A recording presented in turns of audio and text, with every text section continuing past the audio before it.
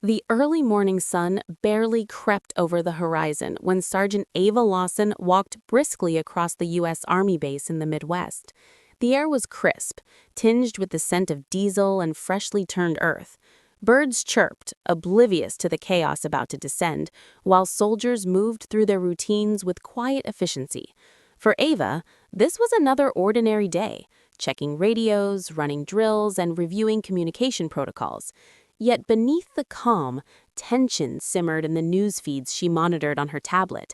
Rising hostility between the United States and Iran, diplomatic threats exchanged in terse statements, military exercises interpreted as veiled warnings. A sudden shrill alarm shattered the morning calm.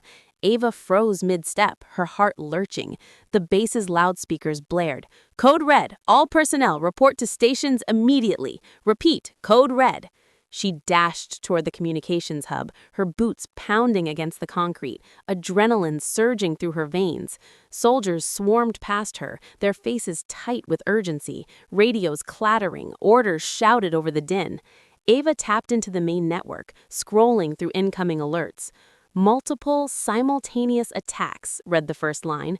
"Missile strikes in the Persian Gulf, cyber attacks crippling military satellites, key infrastructure under siege." Her eyes widened. This isn't a drill. Colonel Grant, a stern man with graying temples, barked orders. "Everyone, double-check frequencies. Civilian lines are down. We need constant updates to the command center." He glanced at Ava. "Lawson, you're on the front lines of communications. Get us a live feed from the cities. We need eyes and ears now." Ava's hands flew over her keyboard, fingers trembling slightly as she routed signals, opened encrypted channels, and monitored distress signals. Panic rippled through the base. Soldiers whispered rumors of attacks on American soil, reports of explosions, blackouts, and fires. She could hear distant sirens growing louder as the chaos escalated outside the base perimeter. Suddenly, the base's perimeter alarms went off, multiple intrusions detected. Ava's squad was deployed to secure critical communication nodes in the city. They piled into armored vehicles, engines growling, sirens blaring. Ava gripped her rifle tightly, scanning the streets as the convoy advanced. Smoke began to curl in the distance. Buildings, once mundane and familiar, now seemed like ticking bombs. Civilians scrambled, their faces etched with confusion and fear. And then the first blast shook the street near them, throwing Ava against the seatbelt. Dust and debris filled the air, and screams pierced the morning silence. Her squad leader, Sergeant Hayes, yelled over the roar, "Stay calm! Move! Keep formation!" But within moments, their convoy was ambushed. Vehicles were hit by what appeared to be long-range rocket fire. Explosions rocked the asphalt as soldiers scrambled out of their vehicles, ducking behind overturned cars and walls. Ava's heart pounded. The world had shifted in an instant from ordinary to inferno. The squad tried to regroup, but chaos reigned. She ducked behind a scorched car, pulling her helmet tight and scanning for threats. Bullets zipped past her. Fires ignited along the street, spreading smoke that stung her eyes. One by one, members of her squad were separated. She ducked into a ruined storefront, its windows shattered, glass crunching under her boots. Inside, the smell of smoke and burning paper filled her nostrils. Phones and radios crackled with intermittent signals, garbled messages from soldiers trying to find each other. Ava pulled out her emergency comms pack, attempting to transmit her position, but the signal was weak, fragmented, unreliable. A flash of movement caught her eye. A group of civilians huddled in a corner, eyes wide, holding children close. One man raised his hands, pleading silently. Ava's gut twisted. She had a duty to survive, but leaving them wasn't an option. "Stay low," she whispered, her voice barely audible over the chaos. "I'll get us out." She led them through back alleys, weaving between overturned vehicles and smoldering ruins. Her training kicked in. Check for ambushes, stay silent, move fast. Every corner she turned, every shadow she passed could conceal danger. Gunfire erupted behind them. Explosions echoed nearby. Ava pressed herself against a wall, heart hammering, guiding the terrified civilians with whispered instructions. As they moved, Ava's mind raced. How had the world spiraled so fast? Just yesterday, she had been reviewing standard communication protocols, unaware that the political tensions she had read about would suddenly erupt into full-scale conflict. Now she was a soldier alone, responsible not only for her own survival, but for the lives of these civilians in a war she never imagined would touch her city.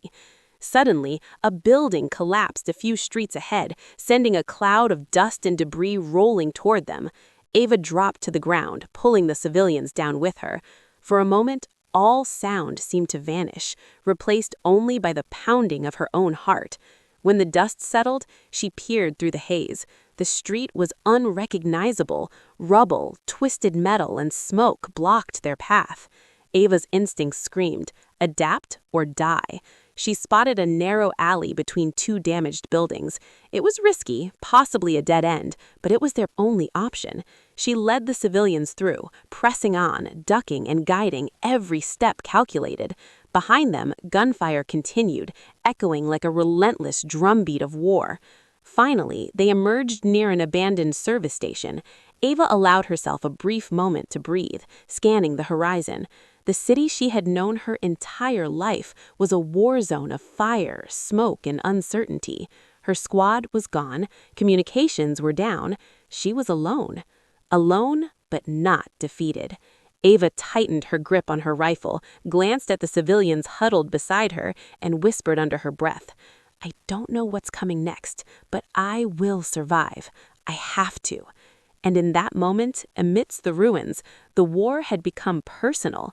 The ordinary world had ended, replaced by a relentless fight for life. And Sergeant Ava Lawson was about to learn what it truly meant to survive alone. Smoke hung low over the ruined city, like a suffocating blanket. The fires from collapsed buildings cast flickering shadows across the cracked streets, giving the devastation an almost surreal, nightmarish quality. Sergeant Ava Lawson moved cautiously, her rifle at the ready, her senses sharpened by every gunshot, every scream, and every distant explosion. The civilians she had pulled to safety huddled behind her, trembling, clutching children and small bundles of belongings. The street ahead was a jagged river of debris, twisted metal, shattered glass, and burned vehicles. Ava's eyes scanned constantly. Every shadow could conceal a hostile threat. Every alley might be a trap. Her squad was gone. Her communications pack was barely functional. And now, the war had taken a more personal dimension. She wasn't just surviving for herself. She had responsibility for the frightened civilians in her care. "Stay close," she whispered, her voice firm yet calm, as she led them toward an abandoned service station that offered some cover. The building was partially intact, scorched walls and shattered windows, but it provided a temporary sanctuary. Ava guided the civilians inside, making sure the children were away from the broken glass and smoke. She barricaded the doors with whatever debris she could find. Once inside, Ava crouched beside a young boy clutching a tattered toy car. "It's okay," she murmured. "You're safe. For now." The child's wide eyes stared back at her, reflecting fear, confusion, and an unspoken question. Why is the world burning? Ava's mind raced. Supplies were scarce. Food, water, medical kits, everything had to be scavenged from the ruins. The city was crawling with danger, rogue militia groups, desperate looters, and snipers picking off anyone moving too close to the streets. Every step outside the service station could be their last. She scanned the area using binoculars salvaged from the squad's gear. Across the street, a collapsed apartment building still smoldered, and a figure moved through the haze. Ava tensed, rifle raised. The figure froze, then turned. It was a young man, ragged, holding his hands up in surrender. Ava considered her options. Trust could be fatal, but ignoring the man could be just as deadly if he wasn't alone. "Who's there?" Ava called, keeping her voice steady. "My name's Malik. I'm just trying to survive. Please, I mean no harm." Ava assessed him quickly. No weapon visible, no sudden movements. She nodded, motioning him over. Malik joined the small group inside, bringing news that chilled her even more. The city was being systematically cut off, supply lines destroyed, checkpoints established by rogue militias, communications blacked out except for fragments of military chatter. The war that had seemed distant and abstract was now an immediate, living threat. Ava knew they couldn't stay in one place for long. She gathered the civilians and Malik, explaining her plan. They would move under the cover of night to the next block, where she had seen what appeared to be an abandoned subway entrance. Underground would provide shelter, concealment, and some degree of protection from snipers and drones. Night fell like a curtain, and the city became a labyrinth of shadows. Fires lit pockets of the streets in unnatural orange glows, while distant explosions punctuated the silence like violent punctuation marks. Ava led the group with painstaking care, ducking behind debris, staying in alleys, and moving silently. Every step was a negotiation between survival and risk. Halfway to the subway, a sudden burst of gunfire tore through the night. Civilians screamed and scattered. Ava dove to the ground, pulling a small child beneath her as bullets ricocheted off the concrete walls. She returned fire instinctively, keeping low, suppressing her fear, and focusing on one truth: they would not die tonight if she could help it. After what felt like hours, the gunfire faded. The group regrouped in the shadows, shaken but alive. Ava took a moment to assess them.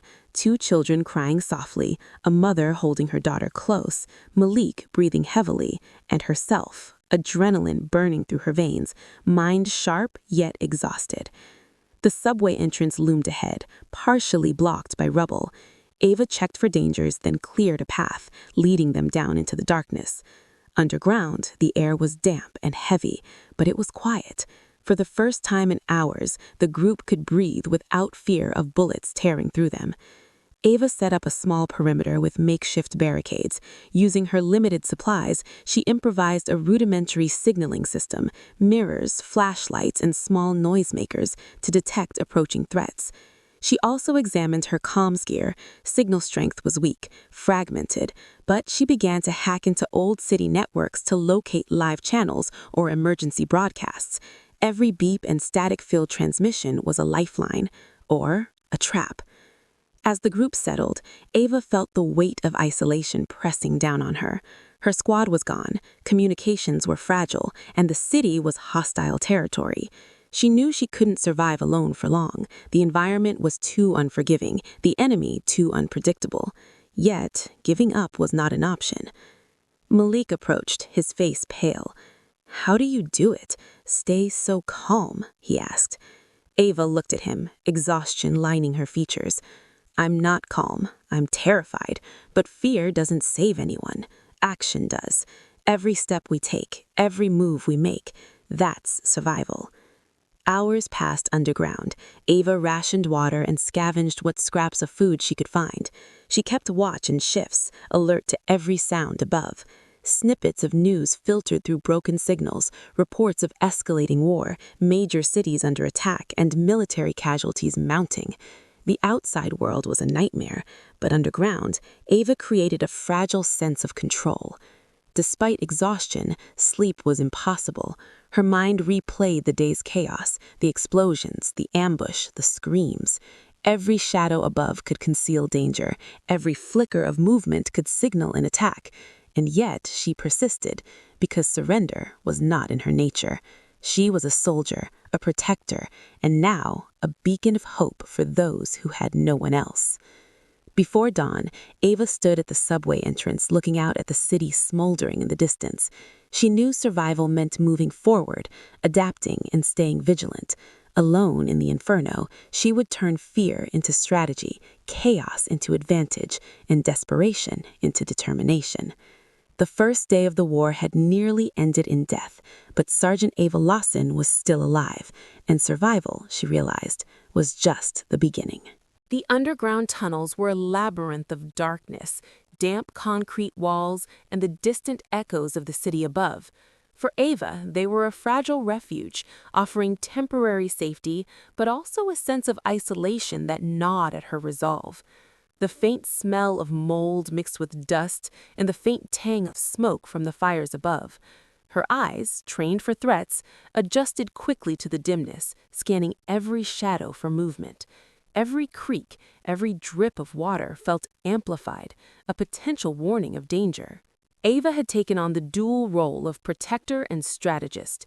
She rationed food and water, created improvised sleeping arrangements, and kept her small group, Malik, a mother with her 2 children, and an elderly man named Mr. Thompson, safe in the central chamber.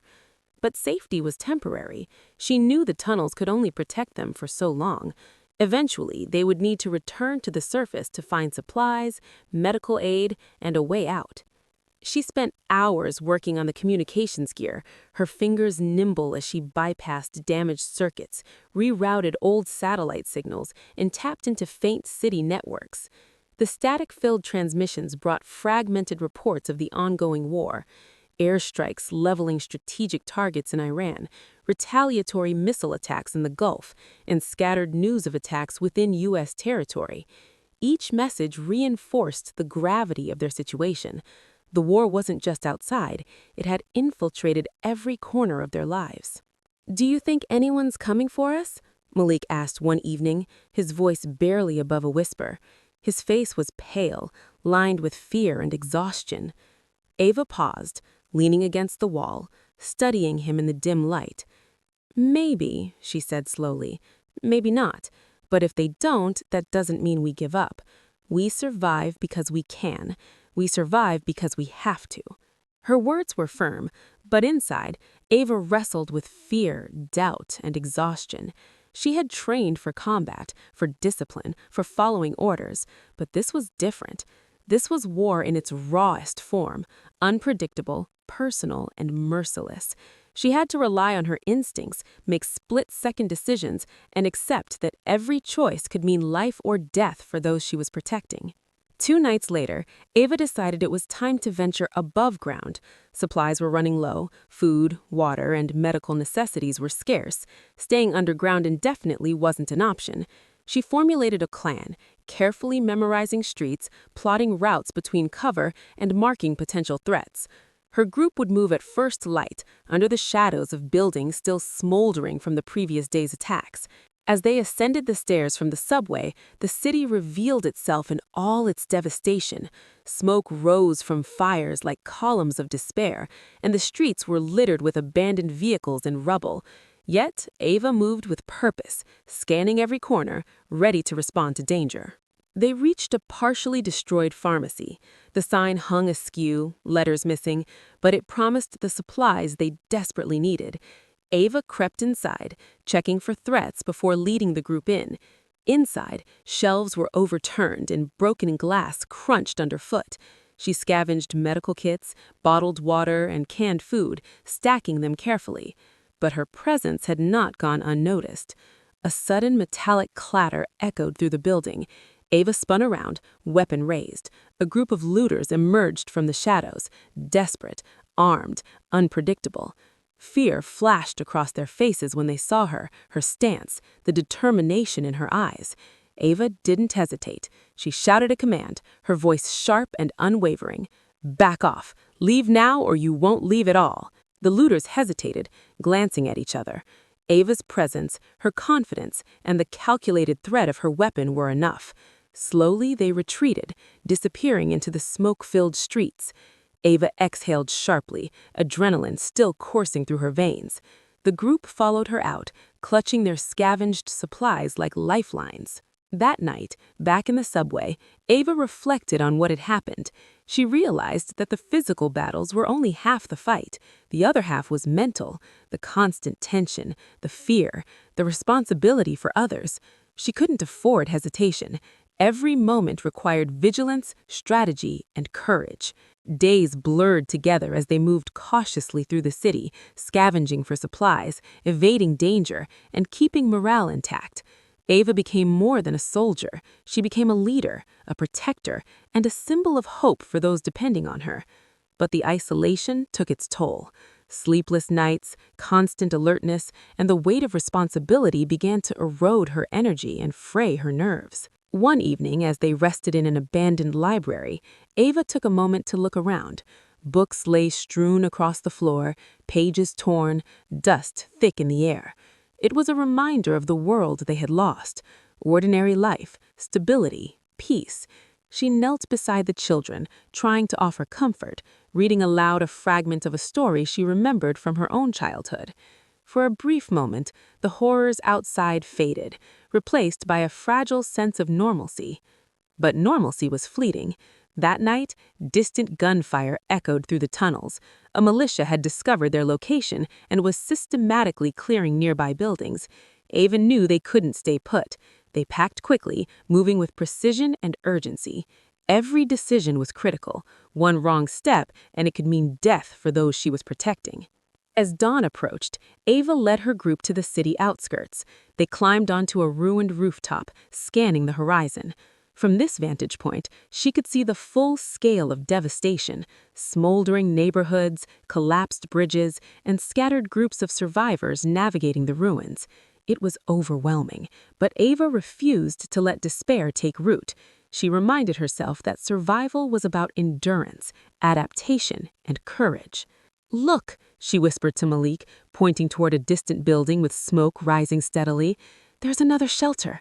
We can make it there. Stay close, move fast, and watch each other's backs." And so they moved forward, step by step, street by street, danger at every turn. But Ava was no longer just surviving. She was fighting for her people, for her own life, and for the spark of humanity that refused to die even in the heart of war. The battle within, against fear, doubt, and exhaustion, was ongoing, and Ava Lawson, alone in a city torn by war, was determined to win it. The city was unrecognizable.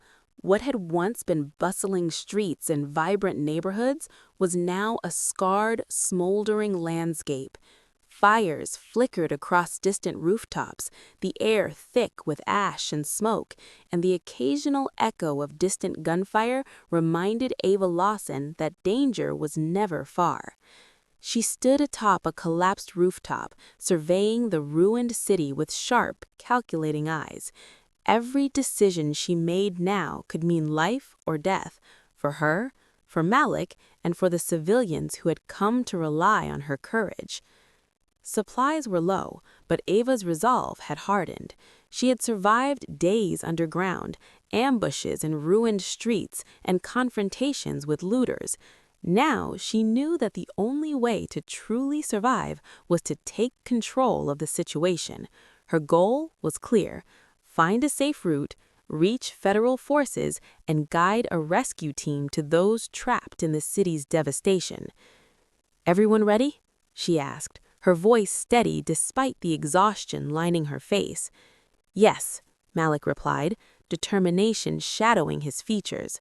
The mother clutched her children tightly, whispering words of encouragement, and Mr. Thompson gave a weak nod.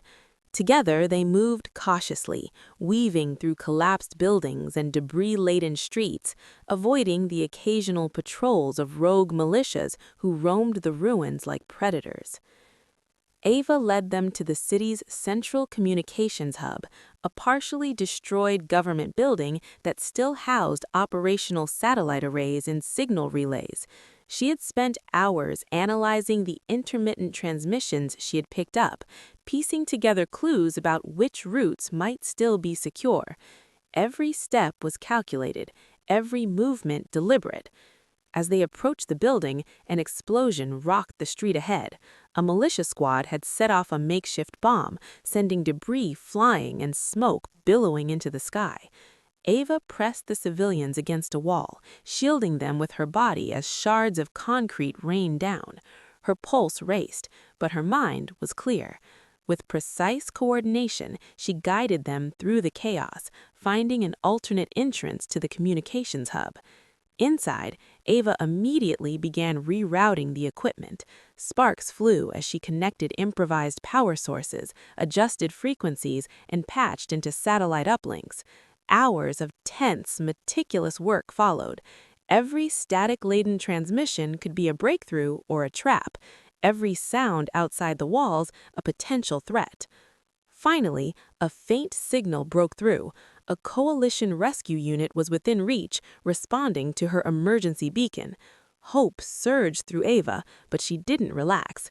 It's not safe yet, she reminded herself and her group. The enemy could intercept, follow, or ambush them at any moment. She quickly devised a plan.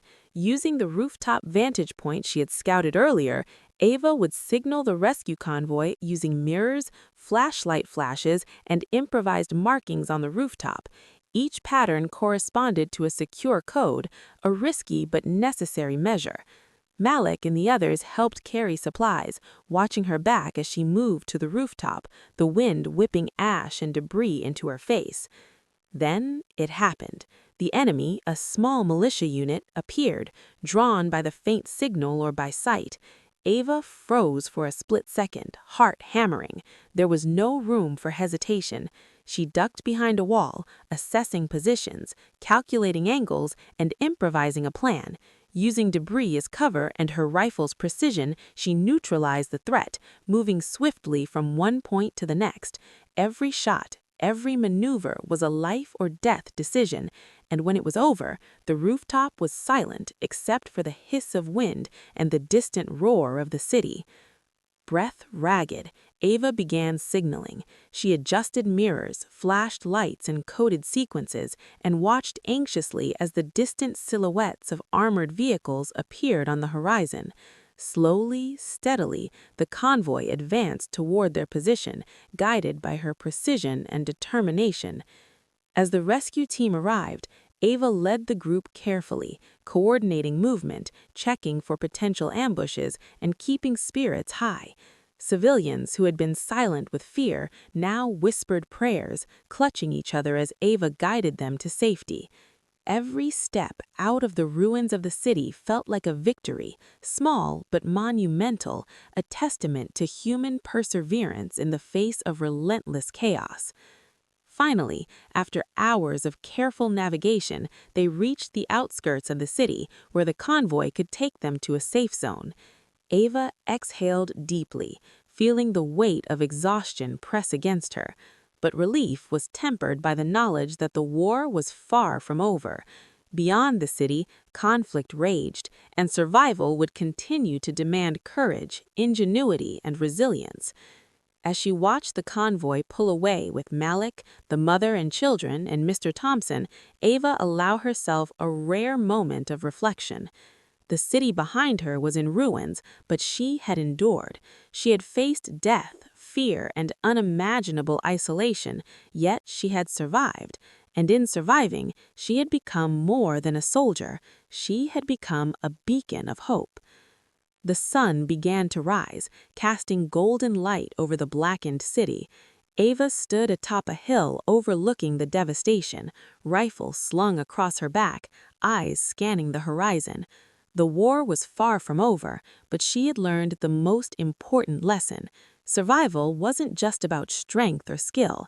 It was about courage, perseverance, and protecting those who could not protect themselves. She took a deep breath, the air sharp in her lungs, and whispered to herself, "We endure, we survive, and we fight for every life worth saving." In that moment, Ava Lawson, the lone soldier in the heart of a city torn by war, became a symbol not just of survival, but of human endurance, hope, and the unbreakable spirit of those who refuse to surrender.